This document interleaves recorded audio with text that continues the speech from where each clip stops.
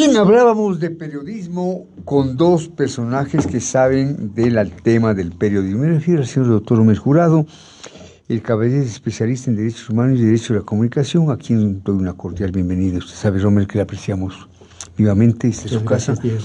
Y igualmente recibo con gran cordialidad a Arturo Torres, licenciado, periodista de investigación del portal Código Video, a quien he visto últimamente en el programa de Diego, ¿no es cierto? Sí, hemos estado compartiendo por la generosidad de Diego. No faltaba más, es un acto de estricta justicia. Siguiendo, obviamente, los pasos del padre, que ha sido siempre generoso en compartir con otros colegas. Muy gentil, no faltaba más, muy gentil. Entonces, el doctor Jurado, bienvenido, licenciado, bienvenido, Romer, bienvenido, Arturo, bienvenido. Caso del Universo, : la justicia tarda, pero llega, Isabel. La Comisión Interamericana de Derechos Humanos ha enviado un informe a la Contraloría del Ecuador dando la razón al periodista Emilio Palacio y al diario El Universo en el contencioso con Rafael Correa a propósito de una columna del Primero sobre los eventos del 30 de septiembre de 2010. La Comisión Interamericana condena al Estado ecuatoriano a pedir disculpas e indemnizar a Palacio tres directivos del Universo, Carlos, César y Nicolás Pérez. Ya, Isabel, nuevamente, señores, bienvenidos. Va a ser una charla de veras interesante. Sus comentarios sobre el fallo de la Comisión Interamericana de Derechos Humanos en contra del Estado ecuatoriano en el caso El Universo. Por favor, doctor Jurado. Muchas gracias, Diego. Arturo, un placer siempre conversar contigo, conversar con su audiencia. Bueno, hay que aclarar varias cosas para ser precisos. La primera es que hubo una acción presentada por el diario El Universo, los señores Pérez y Emilio Palacios, en contra del Estado ecuatoriano. No es una demanda en contra del expresidente Correa, sino en contra del Estado ecuatoriano. Esa es la primera cuestión. En esta acción, los demandantes, los accionantes, señalaron que se habían violado varios derechos. El primer derecho era a la libertad física me refiero. El segundo derecho era a la propiedad. El tercer derecho a la libertad de expresión y el cuarto derecho a las garantías del debido proceso. La comisión no admitió que esta petición, esta acción, tenga implicaciones respecto de la propiedad y de la libertad. La comisión admitió que había posibles implicaciones respecto a la libertad de expresión, artículo 13, y a las garantías judiciales del debido proceso, y agregó además que podía haber deficiencia respecto a la tutela judicial, es decir, el artículo 25 de la Convención. Esto es lo que conocemos con certeza. Luego se ha producido este informe, que es un informe que no es público, no lo ha publicado todavía la comisión, ha sido entregada a las partes, es decir, a los accionantes y al Estado. Y ambos... ¿Y en el caso del Estado quién recibe? ¿El procurador? Es el procurador, no es el Contralor General del Estado, como se había dicho, sino el procurador general. Es el abogado del Estado. Así es. Y ambas partes, tanto el Estado ecuatoriano en cabeza del Procurador General, cuanto los señores Pérez y el señor Emilio Palacio, han decidido ser cautos sobre el contenido del informe. Si me permite, sobre un señalamiento que me pareció interesante. El día de ayer El Universo publicó una noticia sobre este hecho en páginas interiores de forma muy cauta, muy discreta. Así es. Esto hay que señalar, ¿no? Así es. Primera, no en páginas interiores, muy discretamente. Pero eso tiene una razón de ser. Y es que este informe podría derivar en un acuerdo entre el Estado ecuatoriano y las partes que se llama acuerdo amistoso. No olvidemos... Una especie de acuerdo extrajudicial. No olvidemos que la Comisión Interamericana de Derechos Humanos no es una corte de justicia. Exacto. Es una comisión que examina posibles violaciones de los derechos y de encontrarlas hace recomendaciones a los estados que pueden incluir soluciones amistosas. Estas soluciones amistosas implican, por una parte, admisión de responsabilidad del Estado sobre la violación del derecho a los derechos, petición de disculpas públicas a los afectados por los daños sufridos y reparación integral en caso de que esos daños hayan causado... contenido económico. No solamente económico, la reparación integral incluye la indemnización. La indemnización puede incluir lucro cesante, daño emergente y daño moral. Claro. Lucro cesante es lo que uno deja de percibir por el daño causado. Daño emergente son todos los gastos de abogados, psicólogos, peritos en los que uno gasta por haber sido afectado con este daño. Y el daño moral es el sufrimiento eso moral, psicológico, que ha tenido la víctima y sus familiares dependiendo del tipo de violación. Esa es una parte de la reparación, pero la reparación es más grande, puede incluir actos conmemoratorios. Por ejemplo, en el caso de los hermanos Restrepo, han habido actos conmemoratorios que implican preservar la memoria de esa violación con el objetivo de que nunca más suceda. Y otro tipo de actos de garantías de no repetición. El Estado se compromete a nunca más cometer este tipo de violaciones. Entonces, la reparación integral no es un proceso solamente económico, es un proceso que implica reparaciones simbólicas, a veces incluso procesos de sanación psicológica de los afectados. Hay una serie de medidas que se pueden tomar, pero nadie sabe todavía con certeza, porque las partes no han difundido el contenido del informe, qué exactamente ha señalado la Comisión en relación a la responsabilidad del Estado ecuatoriano por estos 3 tipos de posibles infracciones. Y tampoco sabemos cuáles son las medidas reparatorias que ha solicitado la Comisión. Y eso coloca una posición, primero de cautela a las partes, y luego hay que analizar cómo podría reaccionar el Estado al respecto. El doctor Omersjura, estupenda explicación. Usted es un hombre enterado, analiza, consulta, muy bien. La misma inquietud, Arturo. Bienvenido, Arturo. Tu comentario sobre el fallo de la Comisión Interamericana de Derechos Humanos en contra del Estado ecuatoriano en el caso del Universo. A ver, Arturo, por favor. Gracias, Diego. Un gusto compartir con Rommel este coloquio, este diálogo. Me parece que el fallo siente un precedente porque le da la razón sobre el tema de libertad de expresión al Universo, y de lo que ya se conoce del fallo es un tema que aborda el uso excesivo del derecho penal en un caso de libertad de expresión. Refirámonos al caso concreto sin entrar, no conocemos los detalles todavía del pronunciamiento del fallo que le da la razón al Universo, con ciertas consideraciones que ya ha señalado Rommel. Pero me parece que lo de fondo es el tema de libertad de expresión y derecho penal, y uso de derecho penal para callar una opinión pública. En esto creo que es muy importante y muy tajante el precedente que se va a sentar en función, no quiero ser futurólogo, pero más o menos interpretando el tema, cuando vimos todos los hechos y los argumentos que presentaron tanto Emilio Palacio como los directivos del diario El Universo, que fueron sentenciados a 3 años de cárcel y a pagar 40 millones de dólares. Entonces ahí, cuando hay un fallo contra el Estado ecuatoriano, el que motivó la demanda fue el entonces presidente, que se desdobló como ciudadano en una cosa sin precedentes, porque obviamente un presidente de la República es un presidente que no se puede desdoblar como ciudadano. Y despojarse de su condición política. Esa figura esa, por ejemplo, es un tema que seguramente está tratado en el fallo de la Comisión Interamericana, y cómo los funcionarios públicos están más sometidos al escrutinio público y a la crítica y a la opinión de los periodistas frente a sus acciones. No es lo mismo la actuación de un funcionario público que de un ciudadano común que no tiene un poder que ejercer, que en este caso se ejerció de una manera drástica y rotunda. Y desembosada. O sea, y lastimosamente, Diego, no es solamente la responsabilidad, como digo, del fallo, vuelvo, es un fallo contra el Estado. Es decir, los jueces tienen que responder.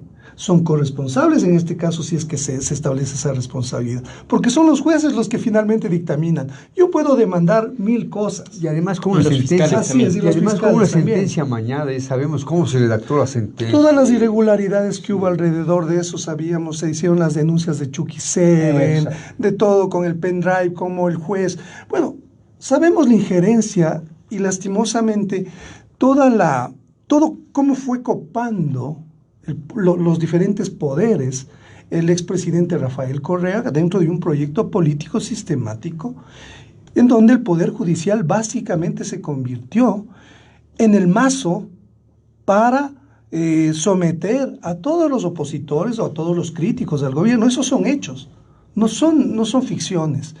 Entonces, creo que este fallo lo que hace es básicamente, en el tema de la libertad de expresión, que hubo unos excesos, que se utilizó al Estado, ¿no es cierto?, para beneficiar, en este caso, a un presidente de la República en una demanda particular que presenta contra Diario El Universo por una opinión que esto es lo medular, la opinión. O sea, ¿cómo se puede penalizar la opinión? Ese es el tema a debatir también. O sea, ¿se debe o no se debe penalizar la opinión? Creo que el derecho a la libertad de expresión, los tratados internacionales de convenciones hablan de que la libertad de expresión está por sobre esta penalización. Eso es lo que tenemos que debatir también. Celebro igualmente la presencia y el fervor con que se manifiesta Arturo Torres, estupendo periodista, a quien en lo personal yo guardo muchísima consideración y sincera admiración. Gracias. Más allá de lo que usted dijo, Rommel, este fallo es un revés colosal para el expresidente Rafael Correa, es un revés colosal para él, supuesto defensor de los humanos, que es quien armó el lío. ¿Qué nos dice usted que más bien ha defendido, creo yo, la posición del correísmo en relación con la libertad de expresión? No es una pregunta fácil. No es una pregunta fácil. Vamos a ver. Lo que Arturo plantea es cierto. La Comisión tiene la oportunidad de definir un precedente importante sobre el carácter absoluto del derecho a opinar y los límites legítimos a la libertad de expresión. Me explico. Por favor. Cuando uno opina, es decir, cuando vierte su propia visión personal sobre un hecho o sobre una persona, ese derecho a opinar, a vertir esta opinión, este personal percepción sobre una persona o sobre un hecho, no puede ser restringido de ninguna manera, y menos judicialmente. Exacto. En cambio, en el caso de la libertad de expresión sí reconoce límites. Es decir, yo puedo expresarme libremente, pero tengo que hacerme responsable de mis expresiones. Y si esas expresiones atentan contra el derecho de otro, que es la honra o el honor, entonces hay sanciones legales. Esto lo ha dicho claramente la Comisión Interamericana de Derechos Humanos y la Corte Interamericana de Derechos Humanos. Lo que está en el centro de la discusión es si el periodista Emilio Palacios y los señores Pérez del Universo fueron sancionados por emitir una opinión. Ese es el centro de la discusión que tiene que resolver la Comisión. Hay dos versiones al respecto. La una versión, que fue la que promovieron los accionantes, es decir, el señor Emilio Palacios y el Universo, es que se trataba absolutamente de un ejercicio de opinión, que no se estaba haciendo ninguna divulgación de información. Ese fue el argumento de Emilio Palacios y de los señores Pérez. Es decir, que en ejercicio de una libertad absoluta, esta no podía ser cuestionada y menos judicializados sus pronunciamientos. Del lado del Estado, el argumento fue que la nota periodística ¿De parte del Estado o del gobierno? Bueno, cuando se va a la comisión no se habla de gobiernos. Esa es una distinción importante. Las partes son siempre el Estado y los accionantes o demandantes. No se demanda a un gobierno, ni siquiera se demanda a personas. Por eso, las consecuencias de esta decisión son consecuencias para el Estado y consecuentemente para todos los ecuatorianos. No son consecuencias que se puedan personalizar. Ya luego podemos hablar del derecho de repetición, que es otra cosa. Pero bien, entonces, el argumento por parte del Estado, en cambio, era que esta nota periodística, mire la diferencia entre nota de opinión, sino esta nota periodística, contenía en su última parte la imputación falsa de la realización de un delito. Es decir, se había dicho sin pruebas y de manera falsa que el presidente Correa había ordenado disparar contra personas inocentes y civiles en un hospital. Entonces, esa era la discusión de fondo. Si la nota o la pieza periodística es un artículo de pura y llana opinión, en cuyo caso no puede ser tocado, el derecho es absoluto, o si la pieza contenía información que debía ser verificada para ser difundida, porque si no se constituía en la falsa imputación de un delito. Entonces, lo que diga la Comisión al respecto es supremamente importante, porque o blinda el derecho de opinión para ahora y para todo lo futuro, o sea, si es que blinda este caso, todas las futuras afirmaciones de los periodistas contra los gobiernos que puedan incluir este tipo de afirmaciones están blindadas. Por eso el caso es importante.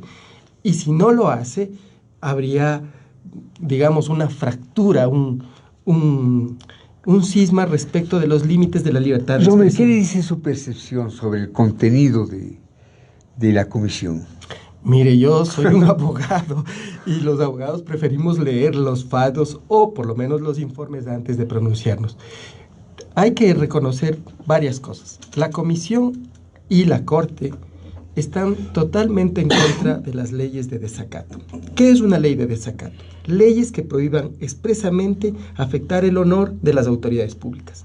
Están por la abolición de todas estas leyes, lo han dicho con claridad. También la Comisión ha dicho que el derecho a opinar es absoluto, que no admite restricciones. Es absoluto. Pero finalmente la Comisión ha dicho que la libertad de expresión, cuando implica afirmaciones, debe hacerse sin censura previa, pero con responsabilidades ulteriores. Y además del artículo 13 de la Comisión dice que esas responsabilidades ulteriores siempre deben tener una persona en el medio de comunicación que no goce de inmunidad para hacerse responsable de los posibles daños a las personas particulares. Ese es, digamos, el marco jurídico. Ahora, recibe esto el señor Procurador del Estado y él tiene unos problemas ahí. Primero porque él dice, yo he sido muy crítico con el procurador anterior por no impulsar debidamente los juicios. ¿Él debería excusarse, cree usted?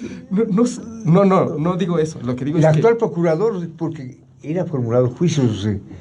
No, lo que digo es, el señor Procurador General del Estado siempre ha mantenido la tesis de que hay que litigar hasta el final y ganar. Y frente a este caso, no sé si quiera llegar a un acuerdo amistoso o prefiera ir a más y llegar a la Corte y litigar en la Corte. Pero qué difícil es. Es difícil, claro. El señor Procurador tiene un dilema complejo. Y por otra parte, también, por eso tiene que ser cauto. Por eso él no puede Porque litigar hasta el último, de alguna manera, sería ponerse un poco en la vecindad del anterior gobierno. Exactamente. Entonces, ya. Eso. Ahora, supongamos que dice, sí, voy a llegar a un acuerdo amistoso. Un acuerdo amistoso... El procurador también puede allanarse, ¿no? Sí, claro. La comisión no es una instancia judicial. Sí. Entonces, lo que les propone a las partes, dice, en mi opinión, dice la comisión, creo que se han producido estas afectaciones a los derechos y creo que proceden, estas reparaciones.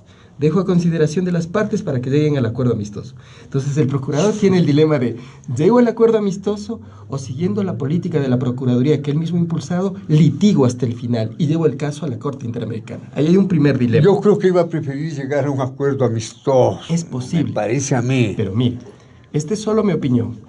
Si se llega a un acuerdo amistoso, es decir, si el Estado, en la cabeza del procurador, decide, voy a admitir la responsabilidad del Estado y voy a cumplir con las medidas reparatorias o voy a negociarlas, y en función de eso se produce una indemnización para las partes, es muy difícil repetir esa indemnización en contra de los jueces o fiscales que produjeron la violación del derecho. ¿Por qué razón? Porque no es el fruto de una sentencia judicial. Es el fruto de un acuerdo amistoso, voluntariamente acuerdo pagar.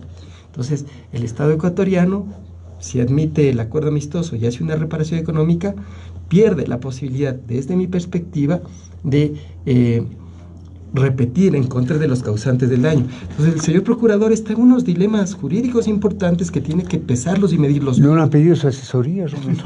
No, para nada. Y por otro lado están los accionantes. Los accionantes, señor Emilio Palacios, señor Pérez, claro, es una victoria simbólica. Los señores Pérez son gente sensata, ¿no? Muy prudente. Sí. Tienen una victoria simbólica, la tienen, porque si no, no habría informe. Evidentemente. No habría posibilidad de... Pero no es una victoria consolidada. ¿Por qué no es una victoria consolidada todavía? Porque no saben cuál va a ser la posición de la Procuraduría General del Estado y del Estado mismo. Entonces, creo que Procuraduría está frente a tremendo compromiso, ¿no?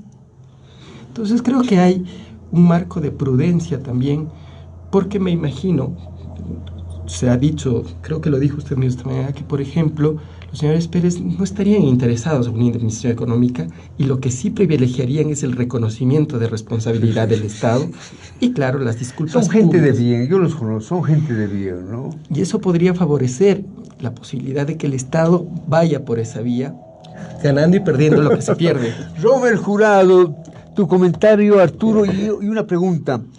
Este fallo es también una gran venganza, una gran vergüenza para la justicia correísta. En todo caso, es una gran lección para la justicia ecuatoriana. ¿Concuerdas con este criterio? Y si quisieras comentar lo que ha dicho aquí, Robert. Sí, bueno, solo motivo quería para hacer reflexión, ¿no? un tema que me parece que es crucial vuelvo sobre el desdoblamiento del expresidente. ¿Por qué? Porque él se desdobla y presenta la demanda como ciudadano. Como si... Sí.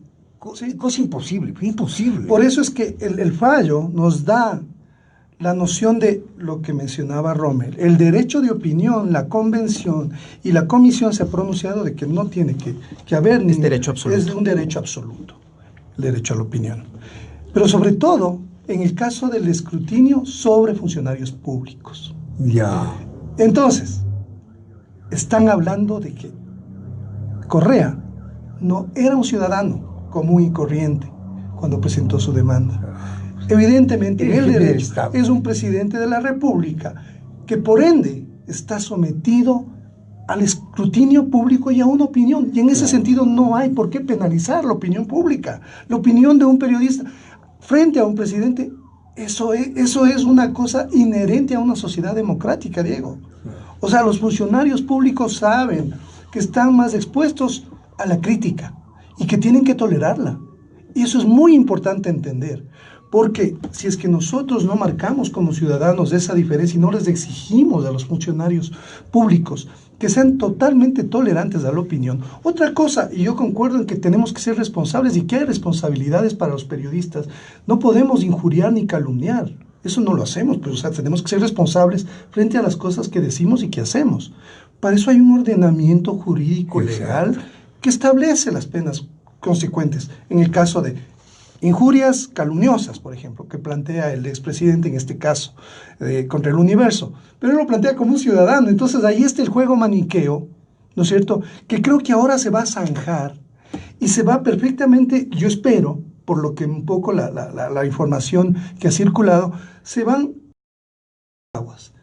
Usted, señor presidente, es un funcionario público y por lo tanto hay una opinión que se hizo sobre usted y usted no tenía por qué aplicar el derecho penal y penalizar. Y lo que ocurrió, pues fue una persecución despiadada y el uso de todo el aparataje estatal a favor del ciudadano, utilizando toda la maquinaria estatal para el proceso. O sea, por todos esos lados, por todas esas consideraciones, yo estimo que, o sea, ese es un caso paradigmático que nos va a ayudar a sentar un precedente importante hacia adelante. Y va a sentar jurisprudencia, ¿no? Así es. Yo le felicito a la audiencia por asistir a esta gran charla protagonizada por Rommel Jurado y Arturo Torres. Cada quien tiene sus razones y son razones valederas. Es un tema realmente emblemático. Volvemos en un momento. Gracias, Oscar. El tema de esta mañana, caso del Universo, 2 puntos, la justicia tarde, pero sigue, nos acompañan el señor doctor Rommel Jurado, especialista en Derechos Humanos y Derecho de la Comunicación, y el señor licenciado Arturo Torres, periodista de investigación del portal Código Video. Aunque ya se ha hablado de esto para que todo quede perfectamente claro, Rommel y Arturo, la Procuraduría todavía no se pronuncia sobre este fallo. Pase el caso a la Corte Interamericana de Derechos Humanos. No, es la comisión, no es la Corte. Si fuera la Corte, lo único que le quedaría al Estado es obedecer, acatar la sentencia. Rectifico, la Procuraduría todavía no se pronuncia sobre este fallo. Tendrá que ir a un acuerdo con los agraviados. Es una posibilidad, sí. Se produce este informe de la comisión, que no es un fallo jurídico, sino un informe. Es un dictamen, ¿no? Es un informe en el que les dice, en la percepción de la comisión, creemos que se han producido estas violaciones de derechos humanos. Creemos que el Estado debe tomar estas medidas reparatorias. Pongo a consideración de las partes con la visión de que traten de llegar a un acuerdo amistoso, porque si no se llega a un acuerdo amistoso, el siguiente paso es la Corte Interamericana. Entonces, estamos en este momento donde el señor Procurador del Estado tiene que examinar el fallo y las partes también tienen que examinarlo y esperemos que se pueda llegar a un acuerdo amistoso. ¿Por qué es interesante un acuerdo amistoso? Primero, porque sí hay reparación.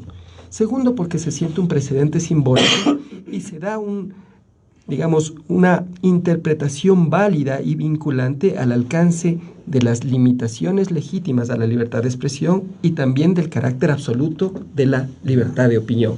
Ahí tendríamos un precedente importante. Ahora, puede ser que ese precedente no le guste del todo al gobierno. Sí, porque no se olviden que los gobiernos están expuestos a críticas y aceptar un precedente de este tipo implica aceptar que cualquier otro me diga lo mismo a mí también. No es fácil, pero también el caso Pérez y Palacios, implica pues, no es solamente una discusión de libertad de expresión, hay una connotación política al respecto, una connotación política que, como se ha dicho en esta mesa, está vinculada al gobierno anterior. Entonces hay una serie de intereses contrapuestos que van a problematizar la definición de la Procuraduría General del Estado. Yo creo que las partes, en cambio, estarán a favor de que haya un acuerdo amistoso lo más rápido posible. El tema es apasionante, Arturo. Sí, me parece que estamos evidentemente en otro ambiente frente al tema de cómo el presidente es mucho más tolerante, ¿no es cierto? Ya no tiene una confrontación directa con los medios y los periodistas.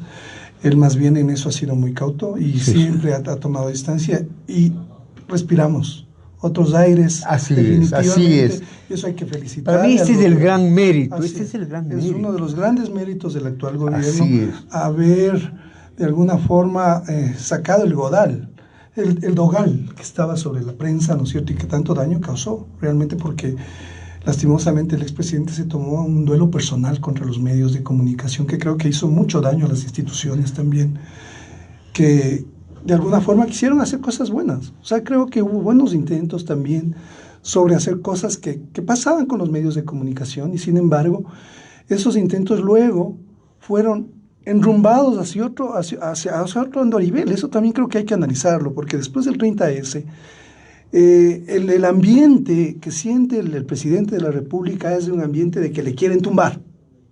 Eso es real. Y le apela pues a un supuesto golpe de Estado. Y empieza una paranoia, Diego. Sí. Una paranoia general en el gobierno. Se arma toda una fábula. Se arma toda una estructura para precisamente además una estructura misionaria, en la cual entró la SENAIN y todos estos aparatos alineados como para virar acallar todas las opiniones, alejar a posibles levantamientos, todo, en fin. Entonces, pero sí creo que es importante, señalaba que el gobierno ha dado nuevas señales, firmaron la declaración de Chapultepec. Sí. Obviamente el procurador defiende los derechos, el Estado, o sea, es el Estado, no es el gobierno. Esa es una cosa que es el abogado del Estado, pero también eso es como una cuestión que también se distorsionó con el anterior gobierno, porque no nos olvidemos que el anterior procurador básicamente estaba del lado del gobierno, en las causas del gobierno, no del Estado. O sea, no había una diferenciación. Esto pasó... Por esto el problema es don Diego García, ¿no? Exacto, o sea, porque no hay esa... Creo que el daño institucional, Diego, es una de las afectaciones que nosotros estamos sufriendo, y va a tomar años en reconstruirse eso. Esto de la Procuraduría es clave, porque la Procuraduría no es del gobierno. La Procuraduría tiene que fallar sobre derechos. Sí, tiene que defender los intereses del Estado, pero, no del gobierno. Pero mira, solo una puntualización. Es interés del Estado también que se respeten los derechos humanos. Así es, totalmente. Entonces, ahora, el procurador, digamos que si fuera una persona que no estuviera sometida a ninguna presión y reconoce que ahí hay violación de derechos, debería admitirlo. Pero no es tan fácil. No es tan fácil por las otras cosas que he señalado y que tienen implicaciones en la política gubernamental cotidiana. Ya quisiéramos que todos los funcionarios del Estado actúen en función de los intereses del Estado, pero la política es perversa y tira y jala a los funcionarios a posiciones que a veces incluso están reñidas con sus propias convicciones. Rommel y Arturo, ¿qué sigue si no hay acuerdo con los agraviados? ¿Pasa el caso a la Corte Interamericana? Exactamente, el caso pasaría a la Corte Interamericana y ahí habría... 8 o 10 años más. Ese es el problema, que hay, no sé, tal vez 4 años más de litigación para dar la razón a una de las partes, pero lo que resuelva la Corte Interamericana es una sentencia judicial en toda regla y tiene carácter vinculante para el Estado ecuatoriano. Ahí ya no hay negociación, no hay acuerdos entre las partes. ¿Se cumple o no se cumple? Se cumple, tiene que cumplirse. Ahora bien, hay un aspecto que hace un momento hablábamos con Arturo, y es sobre los límites legítimos a la libertad de expresión.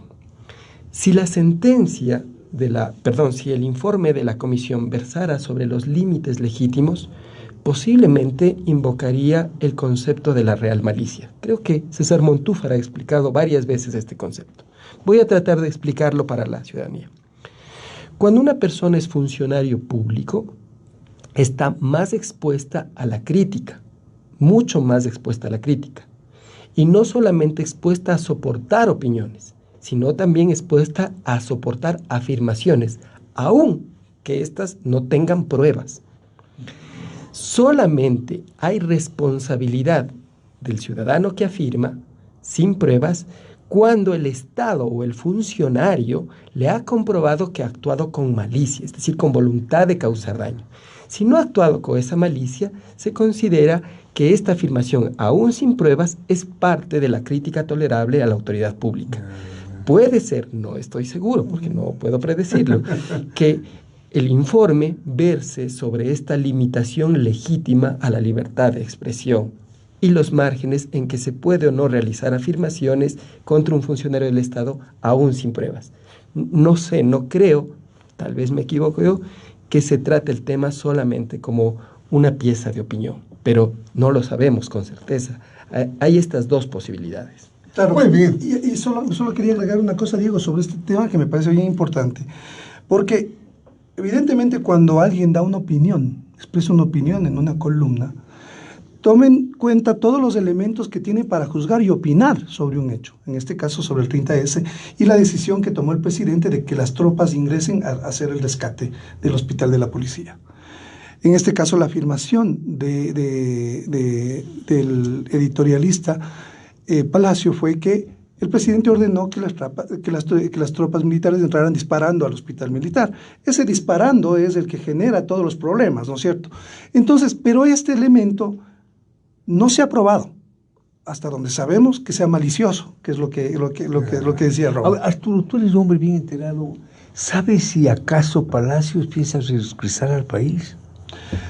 La verdad no tengo esa información, pero evidentemente, Diego, cuando uno se ha alejado tanto tiempo del país, cuando ya ha echado raíces, porque hablamos de ¿qué? Casi 10 años, no sé. Desde 2011. 2011 son 9 años afuera.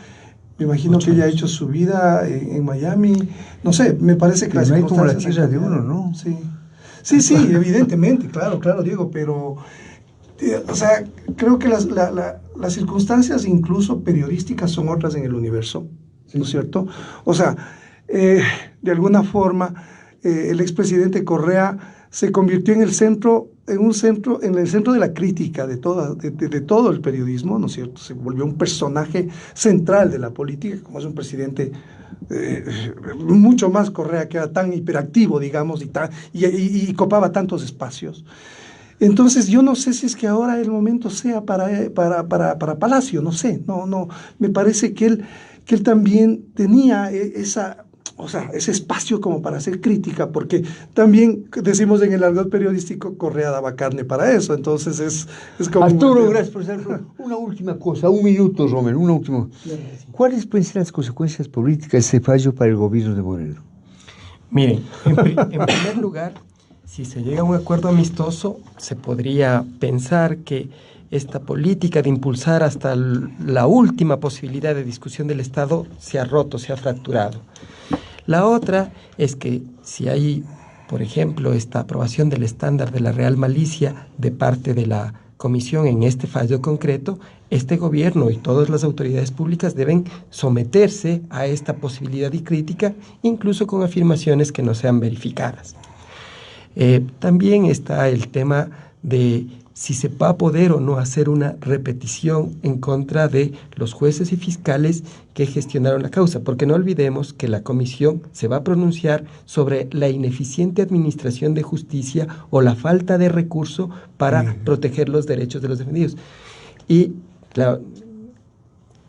aunque no les guste, el presidente o el expresidente Correa no tiene ninguna responsabilidad en este caso, porque es que, miren, en términos de la comisión, él es una persona que acude a la Administración de Justicia solicitando algo, cualquier cosa. Y la Administración de Justicia, ya sea de forma equivocada, de forma negligente, lo que hace es entorpecer los derechos de los demandados, de los accionados, de los acusados. Es por eso que el Estado va a ser sancionado. Amigas y amigos, una charla apasionante esta mañana, realmente una charla valiosa porque estamos hablando sobre una profesión, una periodística que tiene tanto valor y que ha sido tan cuestionada y que durante el régimen anterior pues tuvo su propio peso, ¿no? El hombre es muy gentil, ¿no? Muchas gracias, Diego, también por la invitación. Igualmente, Arturo, ¿no? Un tema apasionante. Y creo que hemos rematado dignamente la buena semana de entrevistas. Diego, si me permite, solamente una cosita adicional rápidamente. Me parece que sobre todo el fallo, más allá de lo que analizamos en lo concreto, saben que tuvo una repercusión en todos los medios de comunicación y en todos los periodistas. Ese fue la cosa más negativa, la repercusión más negativa es lo que a futuro ocurrió, porque otros medios se cuidaron ya mucho. O sea, los diablos y los fantasmas que empezaron a circular por las redacciones frente a temas sobre el presidente de la República están ahí, o sea, fueron sembrados a partir de esto. Digamos, atemorizó. Sí, atemorizó a los medios de comunicación, Diego, es que fue una confrontación sin precedentes. Entonces, ¿eso cómo no va a causar daño a los medios, a los periodistas, a la sociedad y a la libertad de expresión? Y esa confrontación, ahí está el eje, ¿no? El señor del ático, ¿no? Buenos días.